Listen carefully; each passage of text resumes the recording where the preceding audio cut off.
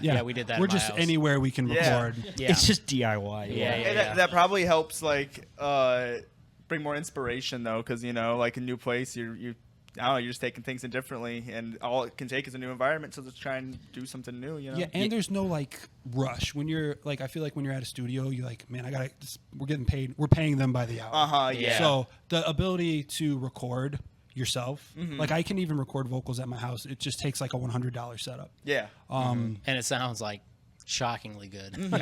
It's awesome. No, that's the new wave, man. It's really crazy how far technology has come, where you can just set up in your room and like I got an electric drum set at home, and I've recorded like a couple little like tracks or whatever on it, and honestly like it's pretty insane that I can just plug that up and 100%. don't have to have all these mics and stuff set up. Like, Oh you can yeah, do crazy especially stuff. if your samples are good and you're like you got that hand to kind of like humanize, when you're using samples and stuff. Like there's probably a bunch of records that I love that I'm like, oh, I don't know how they got this drum sound, and they'd be like samples. Yeah, I'm like, oh, it sounds, it's somebody playing. Like even if somebody is not playing it, they wrote it. You know what I mean? It's their intention. They wrote it. There's so many awesome ways to like get art out.